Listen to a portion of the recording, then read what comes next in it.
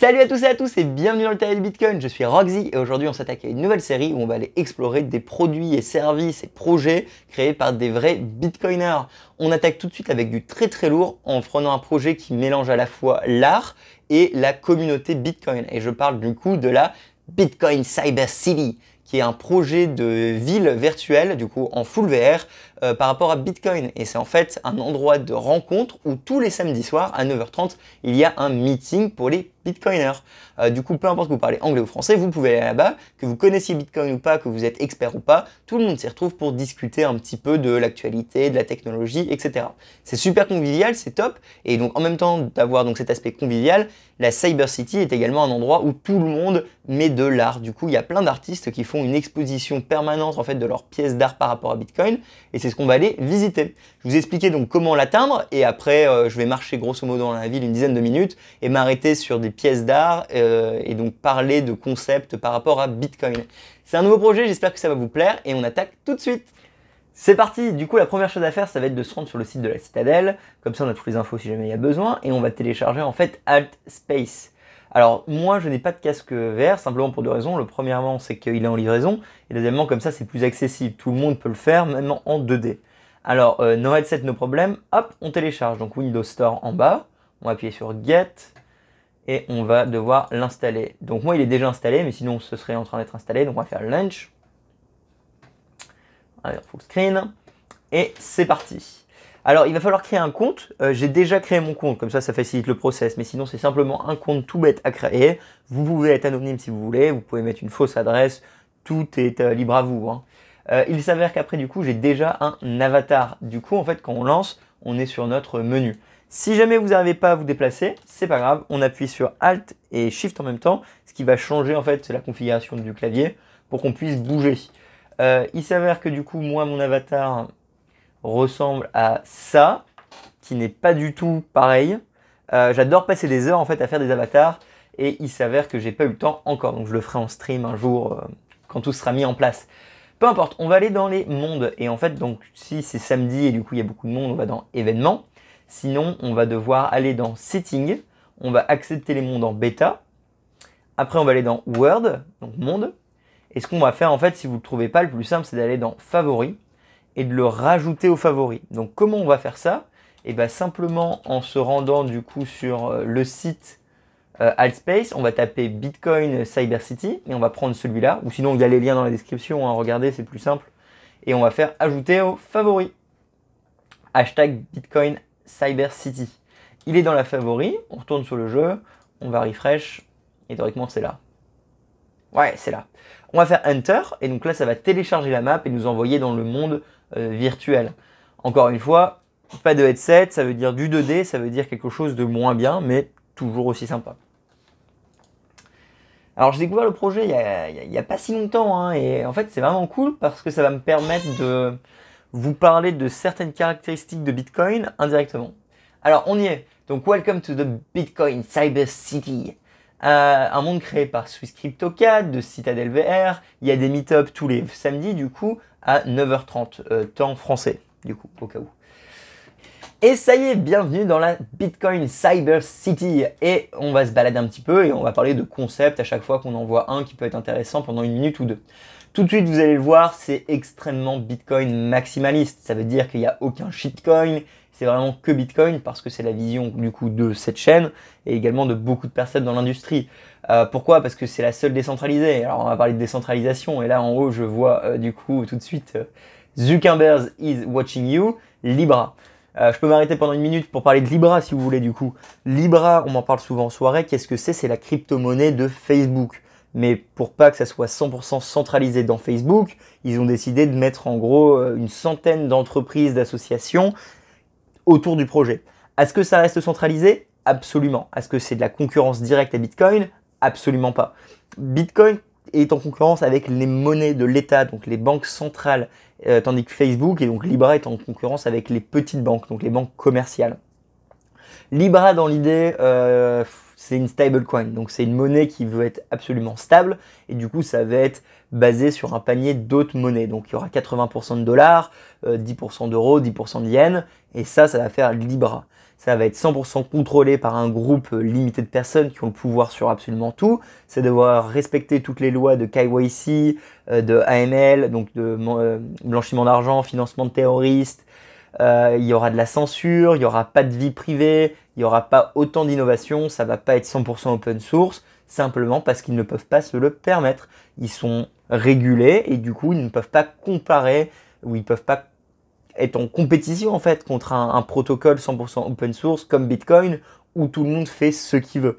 Mais bon, voilà, c'est une petite parenthèse sur Libra parce qu'on en parle souvent en soirée, donc vous avez mon point de vue maintenant. Libra, pourquoi pas, ça fait de la pub pour Bitcoin, ça aide au développement et à l'adoption. Est-ce que vous avez confiance, est-ce que vous devez avoir confiance en Mark Zuckerberg ou Facebook pour gérer votre argent, vos données personnelles quand il s'agit de paiement?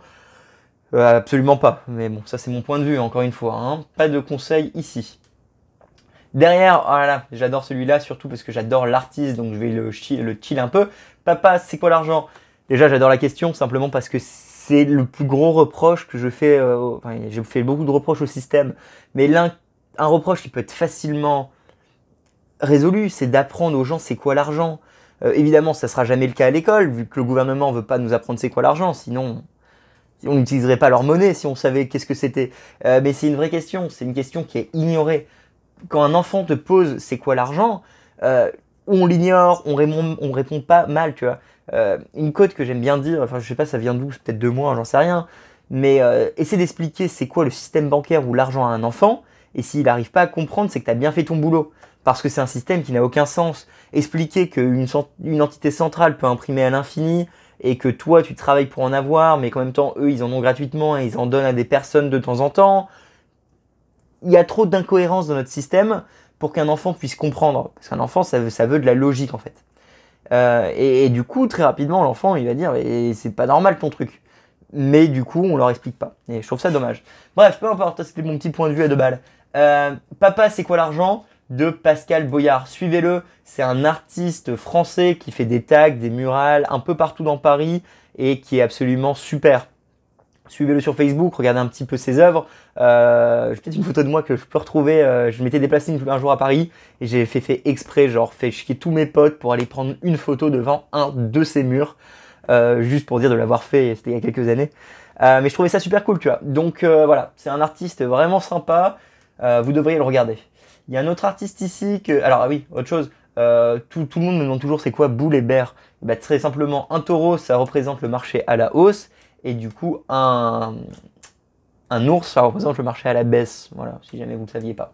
Un autre artiste que je ne connaissais pas avant, Primal Cypher, vraiment sympa, un mix entre de la Cyber City, V pour Vendetta et du coup Anonymous, avec Bitcoin évidemment, hein. Vraiment très sympa, donc très cool.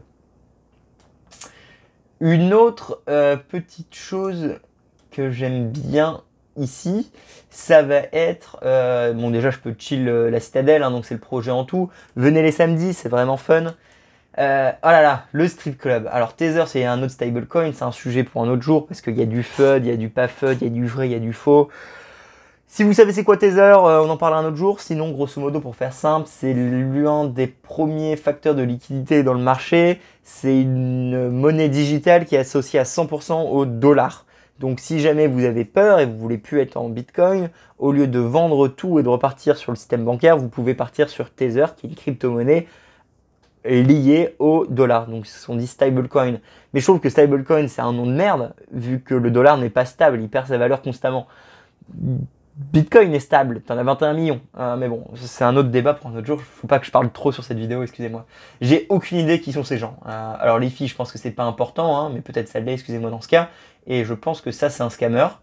Mais encore une fois, j'ai du mal à voir qui c'est. Par contre, à droite, si vous voulez, il y a une photo de scammer ou pas. Bon, c'est un point de vue, hein. Mais grosso modo, à droite, on a le... j'ai envie de dire CEO et encore... le patron de Tron. Alors Tron c'est le plus grand shitcoin que vous pouvez imaginer, hein. Derrière on a donc le créateur de Litecoin. Litecoin vous devez sûrement tous connaître parce que peut-être que vous en avez acheté pendant la bulle ou entendu parler pendant la bulle de 2017. C'est pas parce qu'on en a entendu pendant la bulle de 2017 que c'est un projet qui a de l'avenir ou une valeur. Alors personnellement, Litecoin, c'est peut-être l'un des shitcoins que j'apprécie le plus, simplement parce que je le considère comme un test net pour Bitcoin. Ça veut dire qu'on essaie des technologies sur Litecoin, vu que c'est un copier-coller, hein, et si jamais ça marche bien, on peut derrière implémenter sur Bitcoin. Donc il y a un intérêt. Et deuxième truc que j'aime bien, c'est que le créateur, du coup, bon, déjà je l'aime bien en tant que personne, je trouve qu'il est fun, mais surtout il a vendu en haut et respect parce que tout le monde ne peut pas faire, tout le monde ne peut pas faire ce qu'il a fait. Vendre au sommet d'une bulle spéculative 100% de ses actifs dans son projet, c'est probablement l'une des plus belles sorties pour un entrepreneur au monde. Et même si on n'aime pas son geste, hein, ça reste quand même assez incroyable ce qu'il a fait. Celui au milieu, j'ai aucune idée qui c'est. Après, on a CG, le créateur de Binance. Pareil, j'ai beau pas aimer Binance, j'ai beau critiquer tous les shitcoins, je pense que c'est une machine à faire perdre de l'argent à beaucoup de gens. On peut que admirer le travail que CG a fait en 2 ans pour emmener Binance de quasiment rien à aujourd'hui une licorne du monde de la finance, de la blockchain, peu importe ce que ça veut dire, etc. etc. Donc voilà, je n'aime pas ses produits, mais mal de respect pour lui. La dernière personne que vous voyez, c'est Arthur, créateur de BitMEX. Même principe, c'est un casino, donc quand vous allez là-bas, c'est pour trader des dérivatifs par rapport à Bitcoin. Vous savez que c'est manipulé, vous savez que vous allez être liquidé, vous allez sûrement perdre plus d'argent que vous en mettez. Le trading, c'est quelque chose de difficile que je déconseille pour une grande majorité des gens. J'en ai fait beaucoup et du coup, je sens que j'ai quand même un petit peu de légitimité pour parler de ça. Mais voilà, du coup, ça c'est les killers, c'est les shitcoiners, donc dans le petit strip club. Là c'est la partie gauche, je vais pas l'explorer, je vous laisse l'autre moitié pour vous, vous le ferez vous-même un autre jour, hein, c'est vraiment fun. Et du coup, encore une fois, venez à 9h30, c'est beaucoup plus fun. La banque centrale qui est en train de brûler, évidemment, parce que on peut pas imprimer à l'infini, le système va pas dégonfler, il va imploder. Alors je sais pas si c'est français ce que je viens de dire, mais l'idée, vous l'avez peut-être compris, malheureusement on a atteint un point limite dans notre société et dans le système actuel financier où on va pas simplement limiter la casse, on va continuer la bêtise à l'infini. Il y avait une autre référence à QE to Infinity au début, et ça va être le cas, et ça va exploser et non pas diminuer. Donc en fait, si vous n'êtes pas prêt le moment où ça pète, ça va être compliqué. Désolé d'être sceptique. Encore une fois, Samouraï, faites-le. C'est sûrement l'un des meilleurs portefeuilles sur Android, hein. Et voilà. Alors, je vais faire cette salle-ci et puis après, je m'arrête. Be Your Own Bank, c'est exactement ce que je propose dans cette chaîne YouTube, hein. Je vais vous apprendre à sortir du système bancaire et devenir votre propre banque, que ce soit pour un individu, une grand-mère, un enfant ou une entreprise. Tout est là, ou du moins tout sera ici. Ça, c'est Satoshi Nakamoto. Évidemment, c'est pas le vrai, hein, vous vous en doutez. Mais il s'avère qu'il a le même nom et ça c'est cool. Si vous savez pas c'est qui Satoshi, c'est le créateur de Bitcoin. Il est anonyme, on sait pas qui c'est ou c'est qui, hein. Il a disparu il y a longtemps et il y a un japonais qui s'avère s'appeler de la même façon et du coup c'est devenu un petit peu la référence. Cet artiste je le connaissais pas avant non plus, Steve Kawawirv, désolé si j'ai détruit ton nom. Super fun, super cool, j'adore l'art, plein de références, vraiment cool. 2 choses que j'ai envie de dire ici. Premièrement, je pense qu'en effet, l'Afrique est l'un des premiers foyers de développement de Bitcoin pour les 5 à 10 prochaines années. Je pense que l'Afrique va être un élément important du développement dans le futur et ils vont être pro-Bitcoin et ça va être les premiers à se lancer. C'est pour ça que mon contenu est également en français. C'est pas que pour les Français du coup, c'est parce qu'il y a énormément de personnes là-bas qui peuvent m'entendre et m'écouter. Si vous êtes de là-bas, ça fait plaisir en tout cas les gars. Autre chose, oui, donation. Voilà. Alors on l'avait vu avec Pascal qui le met toujours à Paris, mais en gros, énormément de taggers, d'artistes peuvent avoir des donations grâce à Bitcoin et c'est absolument super. On le voit dans mon cours comment obtenir ses premiers Bitcoins, travailler pour avoir des Bitcoins.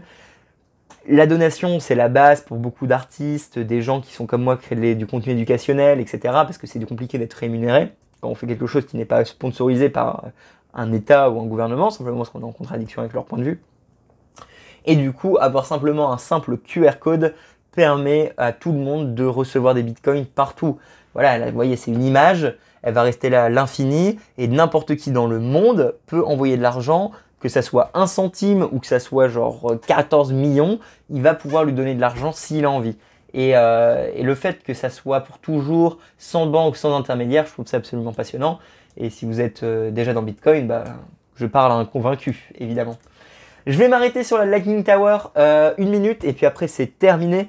La Lightning Tower, pourquoi ça m'intéresse? Simplement parce que j'adore Lightning. Je pense que c'est vraiment l'évolution de Bitcoin en tant que technologie. C'est ce qui va permettre à Bitcoin de scale, d'avoir plus de vie privée et de créer des nouvelles startups, des nouveaux projets pour améliorer tout l'écosystème et l'adoption. Grosso modo, pour faire simple, Lightning, ça va être ce qui va booster Bitcoin un point au-dessus. Parce qu'en effet, Bitcoin reste limité. J'ai beau adorer le projet, il faut être réaliste. La taille des blocs permet la décentralisation, mais ça limite dans la créativité. Le fait que ça soit propagé un nouveau bloc toutes les 10 minutes limite également la chose, mais rend le protocole vraiment beaucoup plus protégé via le proof of work et beaucoup plus stable et serein, comme une cloque en fait. C'est vraiment c'est un timestamp en fait. C'est pas un blockchain, mais bon. C'est un petit peu compliqué peut-être. Et peu importe. Mais en fait, le blockchain de base de Bitcoin, avec le proof of work qui va avec, c'est absolument révolutionnaire, c'est super. Ça permet d'avoir que 21 millions, ça permet d'avoir une monnaie saine. C'est top. Mais il y a des limitations. Et ça va être Lightning Network avec d'autres layers 2, donc des couches numéro 2 qui se mettent au-dessus, qui vont permettre de vraiment avoir une explosion d'innovation sur Bitcoin. Et je trouve ça absolument trop cool. Quelques exemples que j'aime bien dire, c'est évidemment on va streamer de l'argent. Donc ça veut dire que quand tu écoutes un artiste, tu vas le payer au micro-centime, donc au Satoshi, directement, instantanément. Et ça va être trop cool. Alors attendez, j'ai cru voir quelqu'un. Est-ce que c'est possible? Bah oui, il y a quelqu'un. Alors attendez, c'est pas prévu ça. Je sais pas c'est qui, mais bonjour. Voilà, bah putain c'est super. Non parce que je vous disais depuis le début de la vidéo du coup qu'il y a... bah que là j'étais tout seul pour le faire visiter, mais en fait voilà, c'est pas du tout prévu, je ne sais pas c'est qui Mati, faudrait que je lui envoie un message, mais voilà. Bon, peu importe, on va finir la vidéo ici, je suis vachement content d'avoir trouvé quelqu'un parce que c'était pas prévu. Je suis Roxy, j'espère que vous avez aimé, il est parti, j'espère que vous avez aimé ce petit projet. Du coup, c'est une nouvelle série où je vais aller explorer des produits et des services ou des petits goodies comme ça créés par des bitcoiners. Si vous aimez bien, mettez un commentaire, likez. Si vous avez déjà visité la citadelle, donnez-nous vos feedbacks. Waouh, excusez-moi.